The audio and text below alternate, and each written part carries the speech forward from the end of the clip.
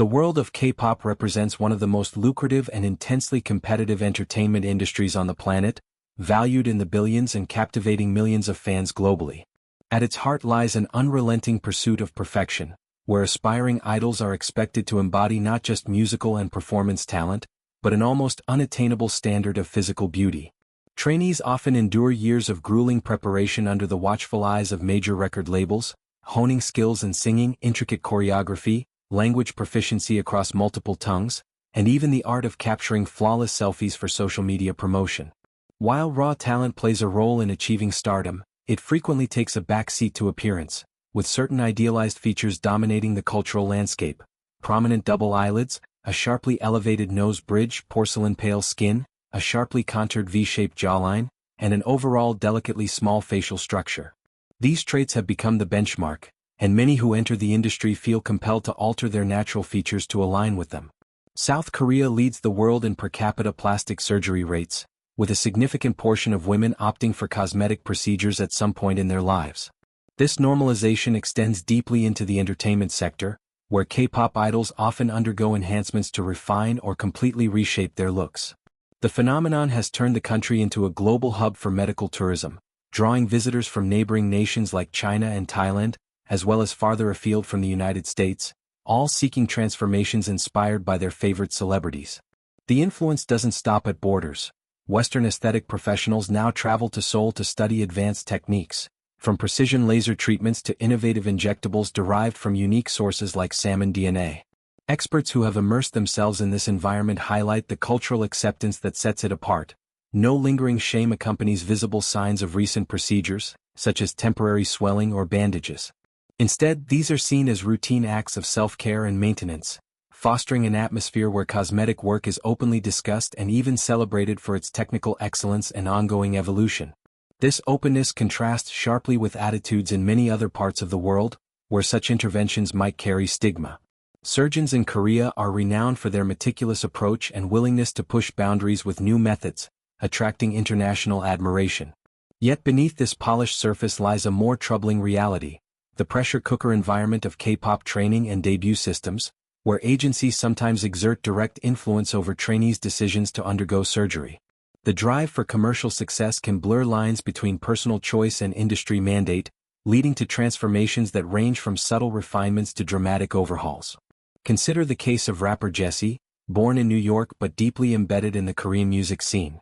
Unlike many peers who remain evasive about enhancements, she has spoken openly about multiple procedures over the years, including breast augmentation, rhinoplasty, double eyelid surgery, Botox injections, and dermal fillers.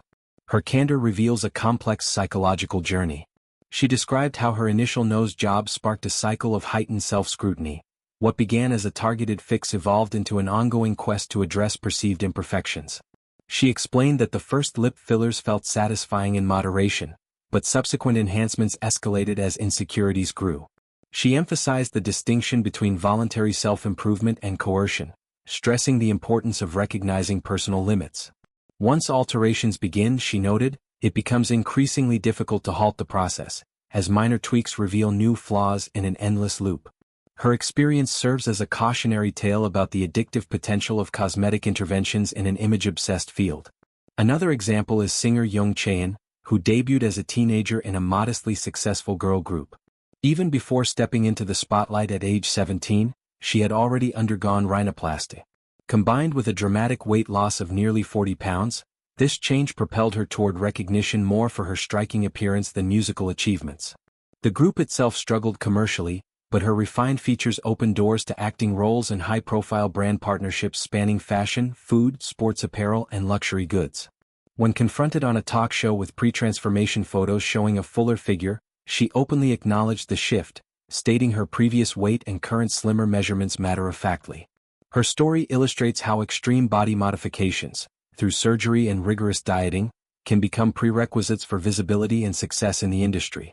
Similarly, performer Jui from a popular girl group admitted to rhinoplasty during her school years, with cartilage sourced from her own ear to sculpt the desired shape. While she has only confirmed this one procedure, her current look differs markedly from early debut images, fueling widespread speculation among fans and online communities about additional work. Her group achieved viral fame with a catchy hit, But this spotlight intensified scrutiny of her appearance, with netizens criticizing perceived inconsistencies between her real-life presence and heavily filtered online photos. She addressed the backlash by noting that while the initial comments stung, they inadvertently boosted the group's profile. She described how those close to her worried more than she did, yet she viewed resilience as essential to thriving in such a demanding career. Pressure from agencies can cross into coercive territory. One former idol from an early 2010s girl group revealed that her label explicitly encouraged breast augmentation prior to debut, framing it as a pathway to greater attention and career advantages. At 19, she resisted, feeling her natural appearance and youth were sufficient, yet the suggestion implied that refusal might hinder progress. She eventually pursued it and later a nose job to correct features that had drawn mockery. These accounts highlight how young trainees, often still adolescents, navigate decisions with long-term physical and emotional consequences under external influence.